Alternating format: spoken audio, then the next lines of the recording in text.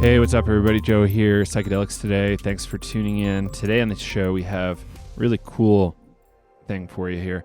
We interviewed an underground psychedelic psychotherapist and get to share it with you. He's an elderly gentleman, 79 years old, and has a lot of experience and is still active, which is great. He was active in the early days, took a little hiatus, and now he's back. I've been back for a bit. I think you'll really like this. Kyle and I learned a lot, and we're really excited afterwards because we just couldn't believe the amount of questions that we get to ask. It was really fun, and we think you'll like it. Thanks for tuning in. He's anonymous, so we can't really send you to his website. If you have questions, we can try to facilitate some answers back and forth with him and see what we can share. Maybe it'll be a blog post. Speaking of blogs, we have we're trying to cultivate a blog section on the website and are doing some minor or major transcription work on episodes. Hopefully we can editorialize them a bit so they read better. You guys can enjoy some of that stuff in a written form for, citations or whatever. So that's it for the intro. If you want to support us, check us out on iTunes. Give us a review, 5 stars or otherwise, and leave us a little review. That'd be awesome. Or tell your friends. If you want to reach out, the email is psychedelicstoday@gmail.com. Or we have a contact form on the website. Thanks again for tuning in. We appreciate it. Take care. Bye. Welcome to Psychedelics Today. It is January 3rd. Happy New Year, everybody. Joe and I are talking to somebody who does Mdma therapy. We're really excited to have him on the show and really excited to learn about some of his practice and what he does and a little bit more about this medicine. So welcome to the show. I'm glad to be here. Really excited to have you here, too. Before we jump into, I guess, the theory, practice, and some of your insights on this stuff, what's your background? Do you have some training in therapy? Well, yes, I do, but I don't consider myself a therapist in the normal sense of the word, in the sense that I'm not that interested in the past, although I think it has value. I'm more interested in what one does now. I think now has more power than history. I specialize in couples relationships, teach people in romantic couples relationships how to get along better with each other. My training for that is 45 years of relationship that I'm in to this day with a strong person, a great deal of ups and downs and difficulties that we managed to get through, and now it feels really wonderful. I'm 79 years old. My training has mostly been my life, but I did go to graduate school and get a degree in psychotherapy training. What made you go the route of kind of doing coaching versus going to get your license? Well, after I was going to get a license, but after I finished the school, I didn't feel that in that great an alignment with a lot of what they were teaching. I felt that I just didn't feel like jumping through all the hoops I had to jump through to get a license. And I felt that if I were of value to people, that I would be able to make a living without the medical model, so to speak. And it's turned out that it has worked for me. Mm. Also, given what I do, I would have a lot more to lose if I had a license. Right. So could you explain a little bit about your background on what you do now? How did you get involved with some of this work? Okay. I'll just tell you a little bit before. I was a professional musician, a classical musician in my 20s. And then I got a tour of Alaska and fell in love with Alaska and moved there and spent 10 years in Alaska. And while I was in Alaska, I had a monumental moment of truth where I saw that the pleasure-seeking life that I'd been involved in very fully in my 20s would never satisfy me. But I didn't know if there was anything that would. So I lived in a cabin in the semi-wilderness and became a kind of hermit, almost hermit, for a few years, just basically living in a cabin and doing as little as possible, except a lot of yoga and meditation. And then I met my wife, my current wife, and we lived in a cabin together for a few years, doing as little as possible, until finally it was time to come out and enter the real world, so to speak. So we came out and moved to California, to the Bay Area, and there are a lot of consciousness there, a lot of interesting people, and I was drifting for a long time. It was hard for me to adjust to the world after being in an Alaskan cabin, and finally I hit upon the notion of doing what the world calls therapy. That's what made me go back to school. And that was many years ago, and I've been doing it ever since. But I live in a more rural, quiet place now in the Northeast. That's great. How did you get exposed to the literature, or I guess for lack of a better word, science around psychedelics in those early days, or was that a later edition? It wasn't the literature. When I was in 1958, when I was 20 years old, someone got a hold of some acid. I don't know how. I was living in Boston, and they said, "Would you like to try this new drug?" And I was naive, and I didn't know. The only drug I'd ever had was alcohol. And I said, "Is it habit forming?" And they said, "No." And I said, "All right, I'll try it." And I told my friend I was going to try it that day. And the next day when I met him on the street and he said, "How was it?" I said, "Considerably more interesting than the sum total of my life up until this point." It really hit me hard. I mean, it was very powerful and it showed me a lot. But I wasn't able to make use of it personally for another 10 years until I was in Alaska.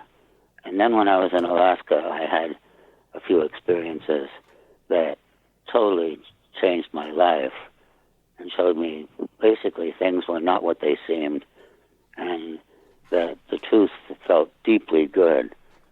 And after that, I read some spiritual literature, and everything I had experienced was consistent with the teachings of people I respected. So I gained it through personal experience rather than reading about it. Awesome. You said something about you didn't know how to work with that experience. Joe and I have been talking a lot about integration and self-care. What was that experience with LSD? Was it overwhelming? Did you get like a lot of messages that just didn't make sense, and then you came back to it? Yeah, it was too other. It was too hard for me, except one experience on the way coming down from it, which I'll mention. But it was so other that I was not able to relate it to my normal life, except to say, wow, the human mind is very strange. And coming down, when I was partway in, some friends convinced me to go to a local bar, and this was 1958. I had a beard. There weren't very many beards around, and some fairly tough guys came in and were pointing at me and making fun of me, and I loved them. I mean, I didn't go over and say anything to them, but I just felt great love for them. And that was the one experience that I remembered that I could really relate to, because I kind of didn't really believe in love up until that point, that it really existed, because I'd never experienced it before. So that was the one thing I took away most from that experience. Yeah, that's really interesting. So how did you get involved with working with MDMA? When I came back from Alaska, I had logged quite a few hours in self-exploration, and I learned a few things. And I found I could be of help to a certain kind of person. And I was actually here and there working with acid with people, which is very unpredictable and hard to do, and is risky too. Then MDMA came out, and I had some friends who were pretty much at the forefront of the chemical movement. And so I got introduced to it when it first came out. It was legal.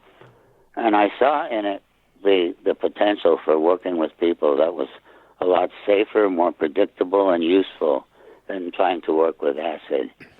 And so I started giving it to a few people, and I saw it was wonderful for relationships. And my wife and I did it some. It taught us a lot. It gave us a vision of what a true relationship could be like, and pointed the way for us in a way. And so I started giving it to friends, and then it became illegal. And lo and behold, I found myself trusting my judgment more than the government's with regard to its usefulness. So I did it anyway. And I was using it there until I moved to the Northeast, and I was seeing people mostly without it. And I got an inner message that said, it's too risky for you to be doing this thing.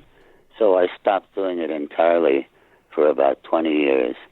And then as I approached 75, my recollection of how valuable it was came pouring in. And I just said, what the hell, I'm an old man. What are they going to do to me? So I started using it again and reacquainted myself with its unbelievably powerful value for people that really let it in. Yeah, that's really interesting to be part of that piece of history when it was legal and people were using it for psychotherapy. What was that like back then? When I remember walking into a friend's house who was having a party. This was in the Bay Area. There was this big bowl of pills, and everyone who came to the party just took one or two of these pills and swallowed it. And then the party went on like ordinary parties, except the mood of this party was different from any I'd seen. And I can see why people use it recreationally and casually and to have a good time. And I would never say they shouldn't. But I think that what happened was that the use of it for partying and recreation was so prevalent that the notion that it could be a serious chemical for self-exploration kind of got drowned in the louder sound of the partying use. Did you have any connections or relationships with therapists using it at the time, or did you kind of develop? You kind of developed your own protocol with using it? Yeah, I didn't know anyone who was using it. Okay. It became plain to me. I think I had a natural talent for taking the experience that it gave many people and holding this experience side by side with their experiences when they're in their normal life, and comparing the two and seeing what the difference was. And I think there were some very things that kept popping up over and over again. And as you know, it's a heart opener. The drugs for many people seem to open their heart, and especially towards oneself. And I found that the difference in attitude towards oneself was a real key in a lot of the changes that were possible with people. What kind of format did you do for yourself when you were getting reacquainted with the chemical? Would you consume it and lay down, meditate with it, or have music playing, or would you have somebody there doing? Mm-hmm. When I got reacquainted with it, I had run my course with it personally. I used it a number of times, and I found, like, after a while, the mind learns to wrap itself around any chemical, and the effect becomes less and less. And I finally reached a point where I saw that it was no longer being of real value to me, so I stopped using it personally. So when I became reacquainted with it, it was reacquainted with the effect that it has on people generally. And I didn't use any particular protocol. I'd find out what people... I would sometimes ask if something of value could happen from you doing this, what would you most want it to be? And use that as a sort of jumping off point. So kind of setting an intention for the session. Yeah, something a person would like if it were possible. Seems a very rational place to start. Why not? Well, I'm a fairly rational guy. What has surprised you the most about working with people with MDMA? Do you see rapid transformations? Is it kind of a catalyst for a longer set of transformations, or like transformational process, or how do you think about it? Well, in order to answer that, I have to emphasize that people are in different stages of understanding and growth in their own level of self-knowledge. And also people have, throw up defenses against change, conscious and unconscious. So if a person is too defended against change, they don't let in any chemical substance to a marked degree, and the changes are just kind of surface changes. But if a person lets it in to some degree, which a lot of people do, then if they're directed to look in certain areas, I especially like looking at relationships, relationship to oneself, relationship to nature and something beyond oneself, and relationship to one's parents, to one's lover or one's past lovers, to the people that push your buttons, which I call, the person that pushes your buttons the most, I call your holy nemesis. And looking at the difference between the way the relationship feels normally and the way you feel towards the person when your heart is more open because of the medicine. And looking at those, people sometimes get glimpses of what it could feel like if their heart were open instead of closed. And sometimes they even realize they don't have any good reason to keep it closed. So that's interesting. It's like one of its better effects is just kind of a reorientation towards daily life. No need to be closed off. No need to be fearful. And of course that doesn't mean they don't go back to being closed off and fearful. But when you go back to the old place, because you've tasted the new place, the old place is never quite the same. In other words, like if you have a tendency to feel unworthy, like bad if you make mistakes, and then you catch a glimpse of what a worthy person you are and that you deserve love regardless of whether you make mistakes or not, then when you start entering the old place of self-judgment, there's a part of you that's more skeptical towards it, that's willing to question it, that doesn't just buy into it automatically the way you used to. I don't know if that made any sense. I think so. Yeah, it's kind of like a different place you could anchor. Yeah,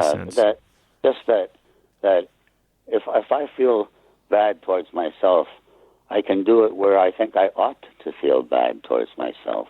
But I can also, having caught a glimpse of something different, realize that it's the mechanism is running its self-hatred number, but I don't fully buy into it the way I used to. Yeah, that makes a lot of sense. It sounds very familiar. It's interesting, too, that you're getting there through kind of a different set of techniques than everybody else's, but it seems like a really similar endpoint to me. Yeah, I don't really have techniques that I use.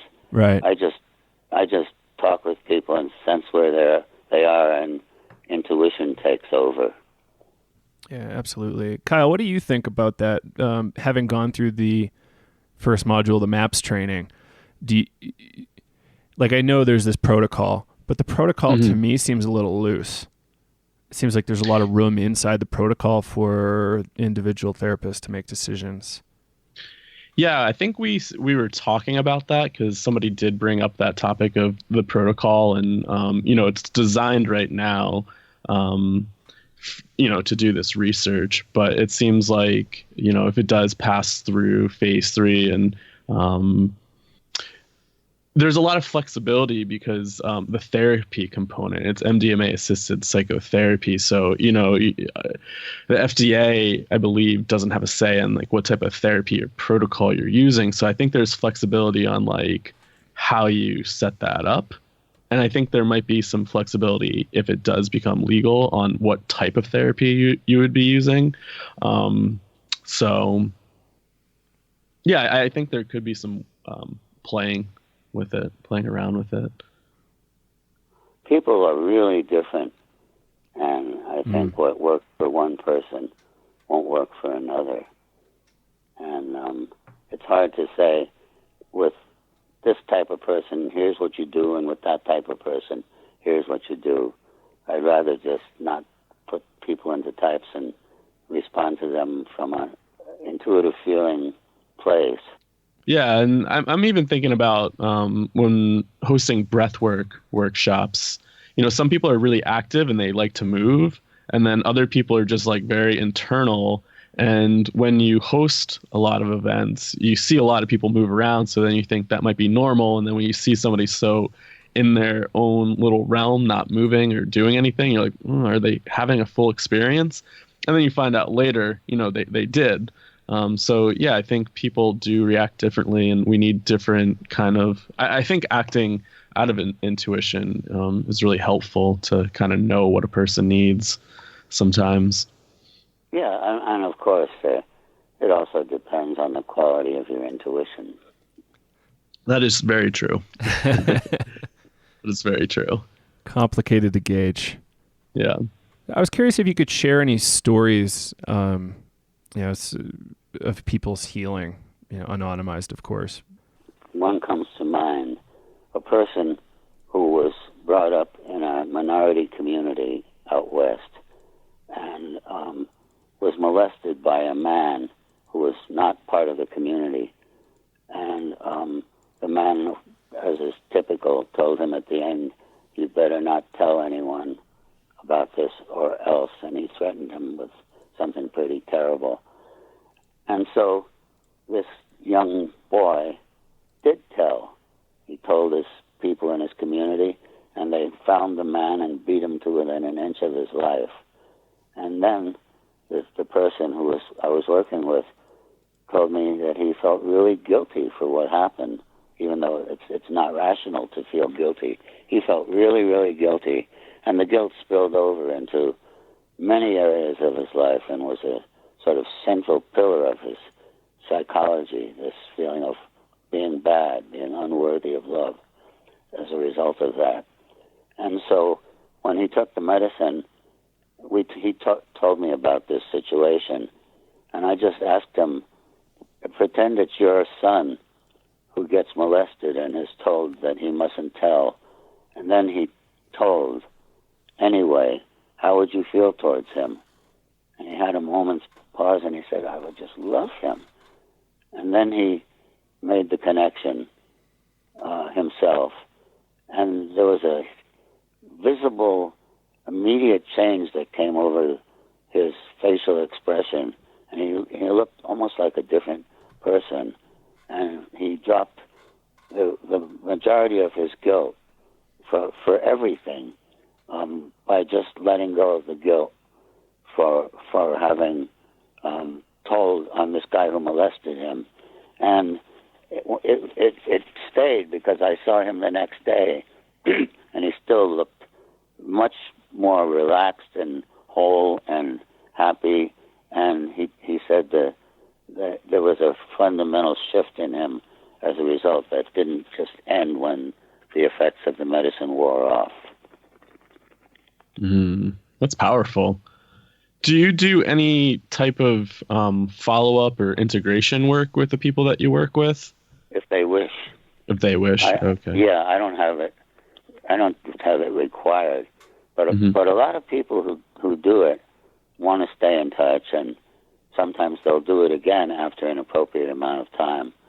And sometimes people who do it a second time or more, having done some new work in the interim between the first and the second time, are able to go deeper the second time and get a lot out of it. even though the second time the medicine often isn't as utterly earth-shaking as the first time. But I find that people who follow up on it and keep going, not necessarily taking the medicine again and again, but coming back for taking a look at what the work has been like, often benefit a great deal and go really deep. Mm. And how many people would you estimate, that you've worked with? I would say somewhere between 70 and 100. Mm. Awesome. That's really interesting. What, just offhand, what do you think the appropriate time is between sessions, first and second session, for instance? I was hoping you wouldn't ask that. I know it's really up in the air. I've heard anything from 2 weeks to 6. I think there are people that could do a second session in a month, and there are people who need longer to integrate it. I wouldn't want to do a second session too soon, but I think that there's a sense where you can tell when a person is ready for it in a healthy way. And I think if they've really done some work in the interim and can talk about the work they've done and the changes they've experienced and maybe some blocks they come to, but again, I hate to say this, but I think there's an intuitive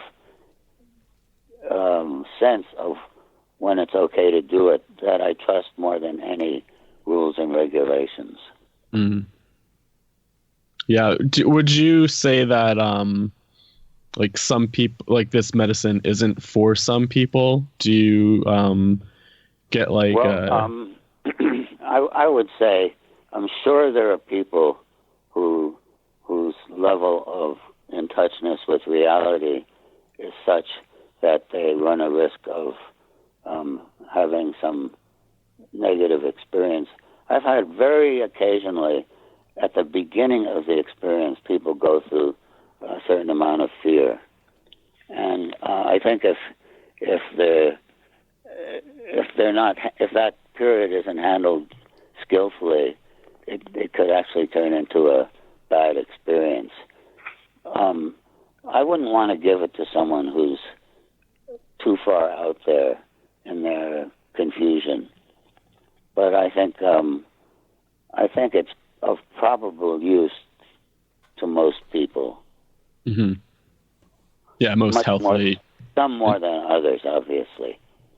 Yeah. What interests me are people who want to use it for self-exploration. Yeah, can you speak a little bit more about that? I would say one of the single most powerful things I've learned, that if I could sum up in a pithy sentence, is the way I feel is not so much a product of how people are behaving towards me, but rather it's a function of what my mind is doing with what's happening in my life, how my mind is interpreting what's going on. I can give you an example. I became a father fairly late in life, and here's my 2-year-old in a bad mood. I really loved him unconditionally, and still do. He's 35 now. He's in a bad mood, I offer him love. Sometimes he accepts it, but sometimes he just pushes me away and calls me a poo-poo head. And I notice when he does that, I don't feel the least bit bad. I think, okay, he's in a bad mood. I'll leave him alone for a while and catch him later. Then I think, if I were to offer my wife love and she pushed me away and called me the adult equivalent of a poo-poo head, I would feel hurt. And I say, here's two people I love. I offer them love. In both cases, they push me away. And in one case, I feel really hurt. And in the other case, I don't. What's the difference between the two? And I realized the difference is that in the case of my wife, I took offense. And in the case of my son, I didn't take offense. And taking offense is optional. And that's an example of, thinking in the first case, people think she hurt me by pushing me away, by rejecting me. But what I realized is the hurt didn't come from her rejection. It came from my taking offense at her rejection. And if I learn not to take offense, I'll get hurt a lot less. That would just be an example of a much bigger principle. Right. That's kind of like the essentials of maturing. Yeah, coming to grips with that kind of thing. Yeah. Yeah. And what I found was that every single relational difficulty that I ever could find in myself, if I traced it deep enough, it came to the same place, that I wasn't being kind to myself. And that when I'm feeling good about myself, I just don't have relational difficulties. But of course, most of us have a ways to go before we can feel good about ourselves. Yeah, I really like this, that you focus on the relationship aspect of healing work. I had a teacher, we were talking about psychedelic use, and he was saying, in traditional cultures, say the Native Americans with peyote, it was all about relationship, a relationship to the medicine, relationship to the universe. And it doesn't seem like that's always the case.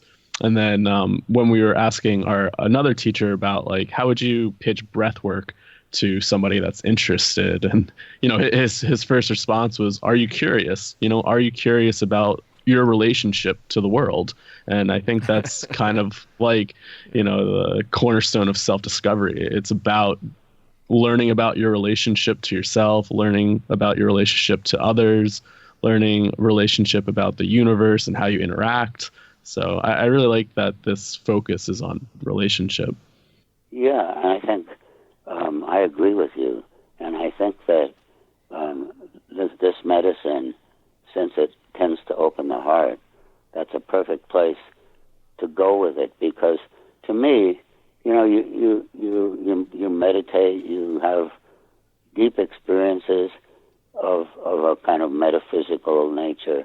But to me, the experience doesn't really mean very much, however brilliant it sounds, unless it results in some kind of a shift in the way I relate to others or myself. If it doesn't cause a change in the way I relate, then I question whether my insight had any depth to it. It's a really good rubric, because most people don't really have anything to judge against. And it's a really nice way to put it, without going too far out metaphysical or otherwise. It's simple for a lot of people to grasp, and yeah, it's really neat. Also, thank you. One more thought on the matter. I look at the spiritual literature of the world, and I notice that there's very little believable, useful literature about intimate partnerships between two equal people. In the spiritual literature, most spiritual literature just says, be loving, be kind, be forgiving, and that's very nice, but they don't talk about how do you do that when your heart is closed. Yeah, that's a really big topic. I haven't really gotten into Tantra Buddhism or anything like that, but does the Tantra cover relationships a little bit? The Tantra is a word that I don't know if I fully understand. I mean, to me, it's bringing awareness to sexual energy. Okay. And I think it's played with often by allowing sexual energy to flow between people, but not having an orgasm, which keeps people, keeps the energy in for one thing, and it keeps people focused on how it feels now rather than leaning into the future for some more intense experience. I wasn't sure how, what you meant by Tantra. Probably like the whole tradition of it. Like, I know it's a really diverse tradition. So it's like anything from solo yoga looking practice to partner practice to a whole full program of a 30-year study, that kind of thing. So like in Tantra, certain tantric traditions it's probably talked about, I think. But yeah, I don't know to what degree it would be equals. Let's say it's a topic about which my knowledge is quite limited, so I'll pass on that. Gotcha. Yeah. Yeah, it's a huge branch of Eastern religion. Not easily understood. I've tried to study it, and it's quite the complicated weave. Well, I'll just say this much, that everything I've found with this medicine we've been discussing is that the truth feels really rather simple. And I'm always kind of taken anew when I come into direct contact with that truth. It's breathtakingly simple. And I saw my ego was what was complicated. And that's why when I read spiritual literature or psychological literature, I go for people who express the truth in a simple way. Because if it's very complicated, I begin to have my doubts as to whether the complication is just hiding a lack of depth. Sometimes I agree with that. I think about some of the breathwork sessions I've had and some of the, those direct experiences. Everything is really just seems really simple when you have that direct experience. And then I think, when you kind of get grounded, your ego tries to wrap your head around it, and then it just becomes very complex. But like in the moment, in that experience, it's all very, very simple. Right. I think the deepest question when one is in relationship is, in some ways, is it safe here? Am I safe? Is it safe for me to love? Do I need to close my heart in order to stay safe? And I think the answer to that is always no, but we think it's yes. So you said something about relationships in the now, and you're not interested in the past. So how would you... I didn't quite say that. I say it's not main focus. It's not my main focus.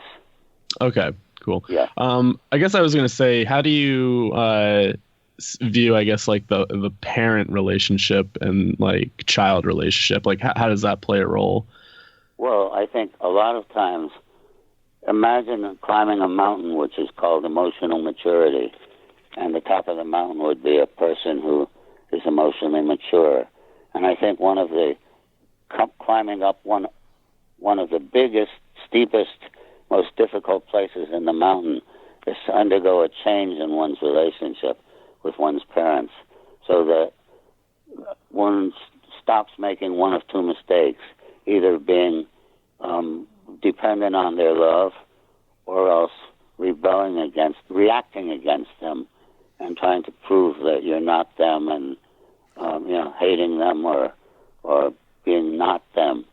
I think the climbing the mountain means graduating from the child or adolescent view of the parent and just being another human being, seeing your parents as human beings, that you don't have to either obey and try to get their love or fight against, but just people who are human beings who did the best they could and probably made lots of mistakes along the way, but where you don't feel that you need their love anymore. I get that sometimes in some sessions where I'm like, oh yeah, it's just two people. But just doing breath work, I see relationship with parents come up, even like people that are in their 30s, 40s, 50s, like some stuff of their biographical stuff will come up, and so it's always interesting to think. Yeah. I know what you mean. I think people of all ages fall into frequently either needing their parents' love or resenting their parents for not loving them enough. Or if you're needy or resentful, I just think that's a sign some work is needed to free oneself from the thraldom of being caught up in making your parents important as an adult. I think that in some ways they have to lose importance. Not that you dismiss them or are callous towards them, but that you're no longer emotionally involved positively or negatively in the same way. That's a huge insight. I wonder if so I've done some regular talk therapy, and the way they kind of triggered it, like the start seemed to be like, get angry with your parents, as opposed to this is just like, okay, just get emotionally mature and have appropriate expectations around your parents. And find out what in other words, there's a target here, and people miss mistakes often come in polar opposites, I've found. And, with the parents, it's either being needy with them or being resentful towards them. And those are, missing the target on the right and missing the target on the left. And if I'm missing it on one direction, I have to explore what it's like to miss the target in the other direction. It's an interesting analogy. The person who's needy probably needs to get angry at them. But the person who's already angry at them, that's not what they need. They need something else. Do you see more people getting interested in providing underground therapy like this? No, I don't know anyone else who does it. I mean, I know there are lots of people who do it. I just don't personally know. Right. I don't hang out with people who do it. Yeah, it was so popular for a while, and then it just had to go underground. Well, it's risky. Right. And I don't know. It's hard to explain, but when I reached a certain age, I suddenly realized it's worth it, because the good it does, the potential good it can have for people is so misunderstood by people like the government, and they just don't understand. So they have these rules that treat it like a criminal thing rather than what it is. Yeah. When you were working with people not with MDMA, did you see transformation happen as quickly, or? Good God, no. Of course not. I mean, sometimes I didn't see any, and sometimes it happened very slowly. I think the MDMA also affected my work by the nature of the changes it brought about in me. Mm-hmm.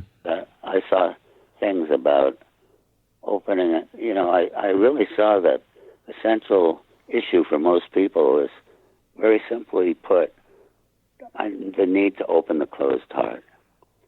Because I looked at everything in the world that I found distasteful: war and violence, starvation and hunger, economic inequality, environmental disaster, stuff that goes on in the homes, and every single thing seemed like it wouldn't take place if there were love. Mm. And so it seemed like the same factor that caused disharmony in the home is what caused war among nations, like as above, so below. Right. And so it felt like there's this one change needed in the human consciousness, which could be summarized by the opening of the closed heart. And that became my biggest interest. Can I use my mind as a tool to help me open the closed heart? Do you see yourself doing this work for a little bit more time? I see myself doing this work as long as I have my marbles. Awesome. Yeah, that's awesome. I'm pretty envious. And it's, so legally speaking, it's looking like we're still on target for 2021 for this stuff to be available in like a normal clinical setting. But well, it would still be of no use to me because I don't have my license.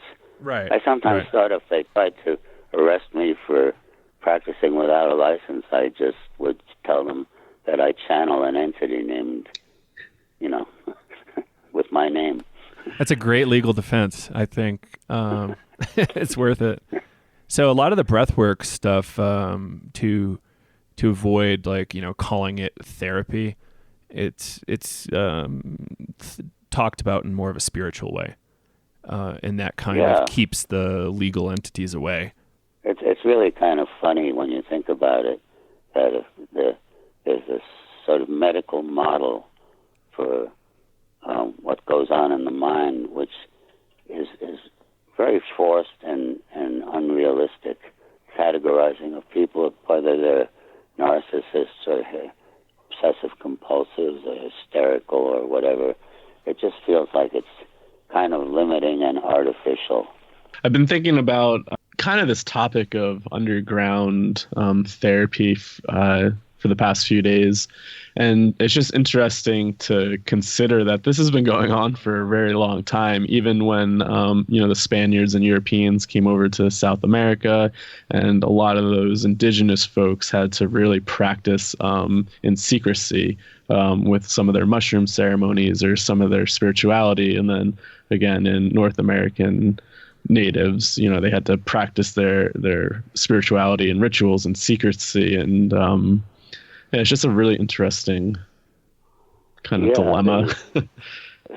I think the underground thing has gone on as long as there are people in charge who don't understand certain things. Well, right now in California, there seems to be this big movement with ayahuasca. Right. And ways of getting around, calling it a religion, and like they do with peyote in some places, and in some places they're doing it legally. Do you have any thoughts on ayahuasca relative to what you've seen with MDMA? Well, I'm not familiar with the effects of that particular medicine, but I think the way it's normally done, people don't get a lot of individual attention. There's more of an emphasis on the group. And there may be things about it that I don't know that are really very beneficial that I can't comment on. But to me, it just feels like if a person is going through a profound mind-altering experience, the very best situation would be if they had individual help. And so I've seen people who've gone through some pretty scary things and had to do it alone, even though they were surrounded by people. So I'm a big fan of private help. What would be your take on, say, like group peer support? I don't think peer support might help someone who's going through a fearful interlude be less afraid. Mm-hmm. But I don't think peer support is able to take the changes that a medicine creates, compare it to the way one normally is in life, see what the difference is, and make use of that difference. I mean, I may be missing something. There may be some wondrous effects that come from that group experience that I'm completely blind to, but I'm just talking about what I know. And what I know is that private help has a quality to it that I can't imagine in a group. Yeah, I think there's distinct periods of time in the process where one would be more optimal than the other. So in breath work, for instance, we'll have these kind of moments where the facilitators can come over and do some work one-on-one for a while with people. And, it could be anywhere from 2 minutes to a couple hours of focused work on an individual, followed by kind of group therapy type sharing session. To do it well in a group setting with MDMA, I think it's going to take some extra staff, probably one trained facilitator per person for the first, I think there should be some experimental rounds, probably one therapist. I'd be all for that, yeah. I mean, there's so much that could be done, so much that could be tried, and I'm all for trying it all. I'm just really talking about what I know personally. Yeah.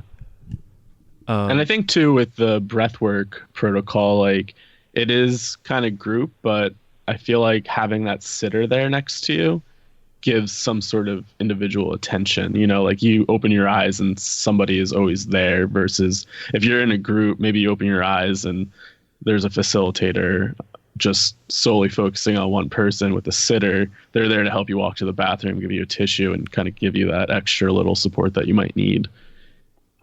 So that's interesting. Will you continue to use your same, for lack of a better word, method? Do you see introducing anything into it? It sounds like it's quite effective anyway. I think that some of the basics feel like they're pretty well established. The basic assumptions under which I work that are kind of like in Euclidean geometry, you start with a postulate, which you can't prove, but you have to start somewhere. And so one of my postulates that I start with is that truth feels good. I get my basics from my own experience, because when I was in certain states, it felt like I was deeply in touch with the truth, and it felt deeply, deeply good, and it had a stamp of truth to it. So that's what I take as a starting point, a given. And the implications of that are, whenever I'm feeling uncomfortable, at some level I have embraced illusion. That's deep. And I also believe that there's something in me that knows the truth, and that it's reachable and worth trying to reach. This is, I guess, making me think about a big question for you. Looking back at all these years of doing your own self-exploration, providing a space for people to do exploration and healing, is there, I don't know, like a piece of advice or a big insight that you've gathered over however many years you've been doing this stuff for? I know it's kind of big, but just the idea of that truth, like knowing that truth, just made me think about that. Like you must have seen a lot and been through a lot, and it's kind of like you're this elder passing some wisdom on. So I'm kind of curious if you have any deep insights. Well, boy, I would say that if you start from that, most people, most of the time, start from an assumption that it's unsafe, and that I'm going to try to control people, events, and circumstances in order to make it safer. And then the assumption is, if I don't succeed, that's to be feared, whether it's political or health-wise or relational or money-wise or whatever it is. I think if I start with, I'm not now safe, the only thing I'll ever arrive at is I'm still not safe. And I think we're all looking for a feeling of deep, deep safety. And I think safety is like love. The only safety worth its salt is unconditional safety, safety that doesn't depend on circumstances. Because since circumstances are out of my control, that if safety depends on circumstance, it will never be safe. So I think that it's the piece of advice would be, consider the possibility that it's safe. Start with that and see where that takes you. Thank you for that. Yeah, that's really, really great piece of insight. Yeah, and that's valid for both the people acting as therapists and the participants as well. Are you familiar at all with the whole underground iboga movement in New York City? How junkies are kind of treating other junkies? I've heard about that chemical as a very promising way of dealing with chemical addiction. And I heard that there are places opening up in Mexico and other places where people can go for that. My knowledge of it is somewhat limited, but I think it sounds like it's quite promising. Yeah, it really is. It's I guess chemically so complex that it can kind of short circuit what do you call the DTs, detoxing phase from opiates. So, in an 18-hour period, you might go through a hellish trip, but you'll come out the other side largely with a whole new life direction and not have to go through that painful couple-week period of detoxing. Yeah. And it's really fascinating that there is that peer support model there. It looks a lot different from MDMA, but it's really, really promising to see that they're doing it that way. Yeah, well, I think the specific thing needed for an addict, I think MDMA's help is more general, and it might help an addict, but it might not help an addict the way this does. Absolutely. I think there's a lot of room for improvement in combining these things, not necessarily at the same time, but spread out over a few days. There's actually a center called Crossroads, and also Iboga University or Ibogaine University in Mexico, where they'll first do one or multiple Iboga or Ibogaine sessions and then follow it up with 5-MeO DMT to reinforce it. The legal status of MDMA is a little complicated for these businesses to use it, but I wouldn't be surprised if there was underground therapists doing doing a model like, iboga first, and then maybe a few days later some MDMA with some talk I therapy. I think the notion of combining the best we've got in creative ways is very open to just lots of creative exploration.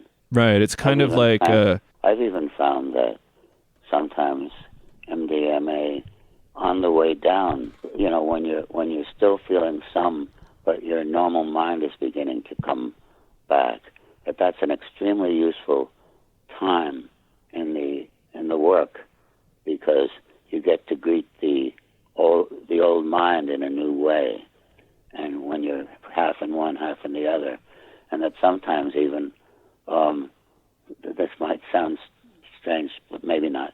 A little weed can, under the right circumstances, extend the length of the useful time and bring a state that's neither one nor the other, but useful in itself.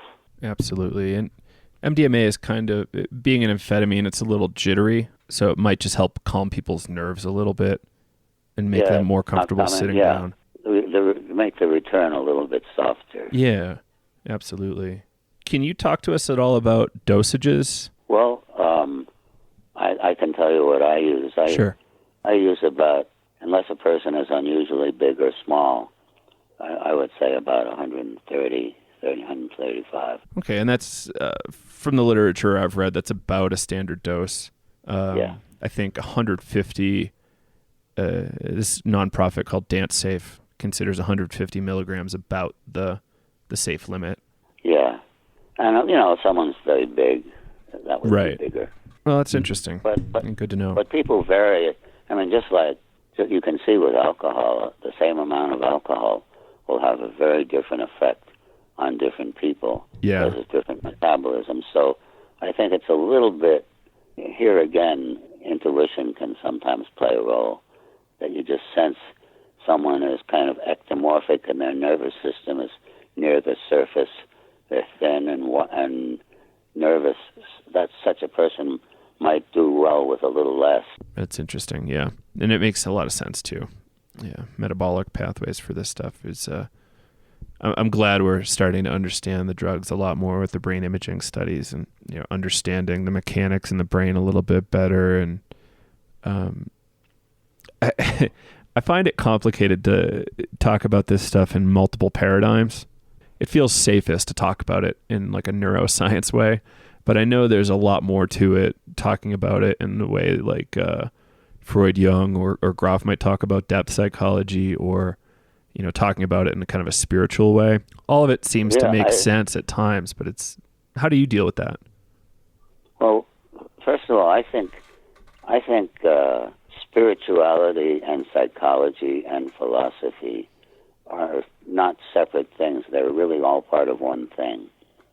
And I think that the psychological model that leaves the spirituality out is very incomplete. And the spiritual model that leaves the psychological out is very unuseful. So I think you need both. But I think that you could err on one side or the other. Like, for example, in relationship, the psychological model is very good at getting in touch with difficult feelings, seeing their roots in the past, communicating about them, making them okay to have an experience. But often in psychology, it's not so good at going beyond the negative feelings. They don't emphasize that, I think, sufficiently.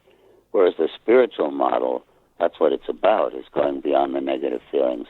But the spiritual model is often weak on how do you actually deal with anger and feelings like that. Too often it says you shouldn't have it, which isn't very useful. Right.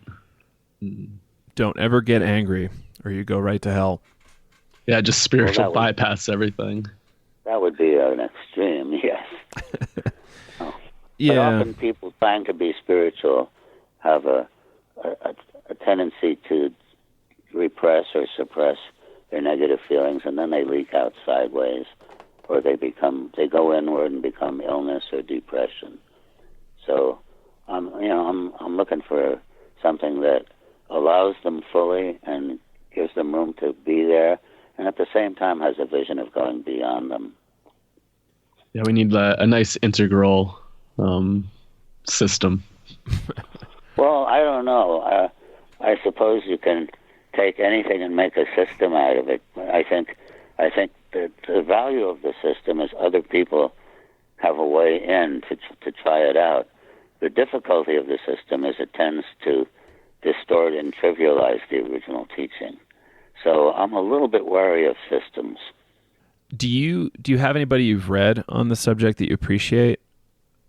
Anybody like Groff or Griffiths or anything like that?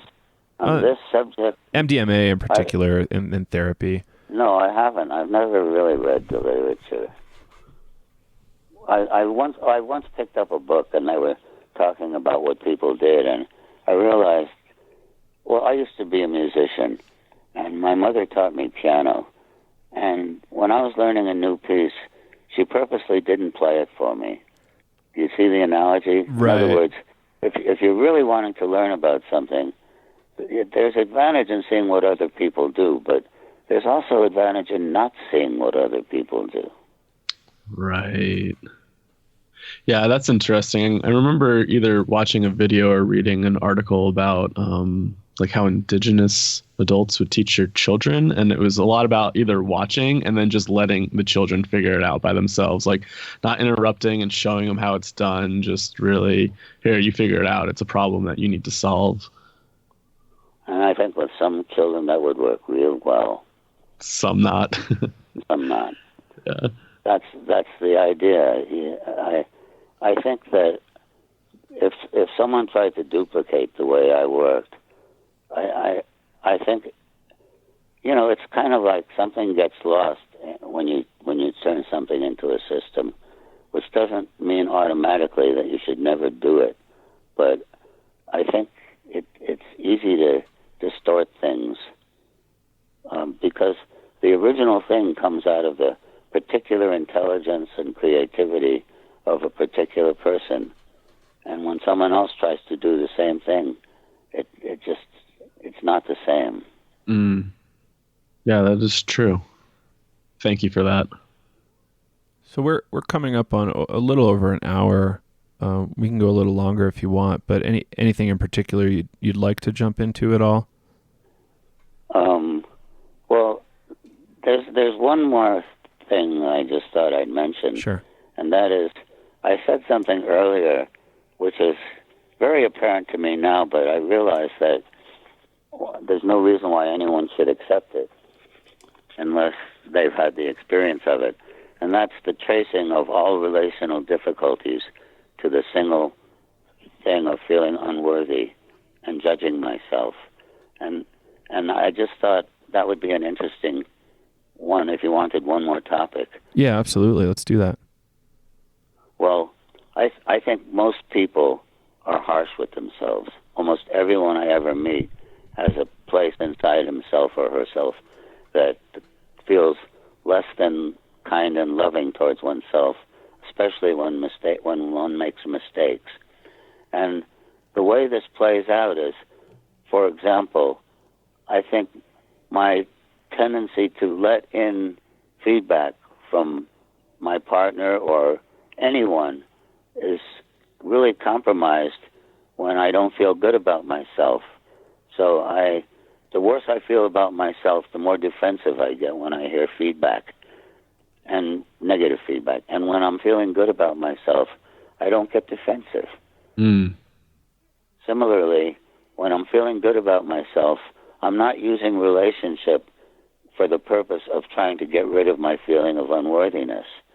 And we try to get rid of the feeling of unworthiness by finding someone who loves us all the time, which is impossible, or by setting standards for ourselves in different areas of life and trying to live up to them, or by finding other people or groups of people that we can judge and feel superior to. That I notice when I'm feeling good about myself, I'm very gracious about other people's flaws. Where do you think this... Oh, sorry. I was going to say, where do you think this kind of stems from, this feeling of unworthiness? Well, the thing I call the ego, which is really the thing I believe myself to be, I think is based on a fundamental misconception. And I think this misconception lies at the heart of the spiritual journey. I think in the mystery of identity is found the everything that we're looking for. And I can't say for certain what the ultimate source of this unworthiness is, but I think it comes along with believing myself to be an ego. And I think having parents who didn't do a skillful job at loving me when I was young certainly exacerbates this feeling of unworthiness. But for some reason, I don't think it's the cause. Because I've known a few people who were brought up by sensitive, loving parents, and they too had it. Mm-hmm. Maybe not to the same degree, but they had it too. So I think that if I trace everything that feels uncomfortable in my relationships, sooner or later I come to the same place, the fear of self-judgment. Yeah, this is really interesting. I've been thinking a lot about this lately, just with my own process. And I think I would probably agree with you that a lot of things start with that feeling of not feeling worthy. And then how do you work with that, and how do you develop a relationship with it and move past it? Well, there's where the MDMA can come in handy. Because the MDMA, I remember when I first took it, I did it, with my partner or alone in a serious way. But after a while, I started playing with it socially. And I took it and then went out and mingled with people. And I paid attention to the difference in the way I related with people when I was on it and not on it. And I just saw, for example, one time someone came up to me and read me the riot act on some stupid thing I'd done that caused them pain, and they were upset with me, and they told me so. And I found myself to be really comfortable being told I was being an idiot and made a real mistake and caused them pain. I felt a moment of remorse for having done it, but I didn't feel really bad. And I thought, now that's really interesting. What is it that made me feel bad? And it wasn't that I disagree with the other person's poor opinion of me. What makes me feel bad is that I agree with it. And then I saw the ironic truth that we search for a partner who will disagree with our view of ourselves. Opposites attract, right? Well, in other words, if you feel bad about yourself, you want someone who loves you all the time. You're looking for someone who disagrees with your view of yourself. Do you ever work with any younger folks? Yes. Yeah, I'm just curious because I always think about, just the impact that technology has on that feeling of feeling worthy, especially the younger generation that has grown up with social media and, their whole life exists on the internet. And it's, a lot of younger kids might sit there and look up to people that maybe have a huge following or doing really big things and then not feeling like they're capable of doing anything with their lives. So, yeah, I don't know. I was just wondering. Well, you're right. The conditioning is somewhat different. Things are changing faster, I think, than they've ever changed. And in my lifetime, television came in when I was 11. And so I got to see the rather big effects TV had on culture. And now I'm seeing another generation of it, even bigger, with the internet. And yet, despite all that, I think the basic stuff is the same in every culture. Right. So anything else that you'd want to touch on, or any last minute advice? I don't think I have any last minute advice, but I want to thank you for having me on. I've enjoyed talking. You asked incisive and interesting questions, and it was a pleasure talking with you. Thanks for your time. It's been really great chatting with you and learning about some of your work and just sharing it. It's not often that we get to hear this perspective. We really appreciate your time and your insights. You're most welcome. We hope people reach out. We can maybe, if people reach out with questions, maybe we can broker some questions between you. I'd be happy to answer any questions Cool. that came my way. Yeah, so if anybody has questions, just reach us on Gmail, psychedelics today, email@gmail.com, and we'll get them over.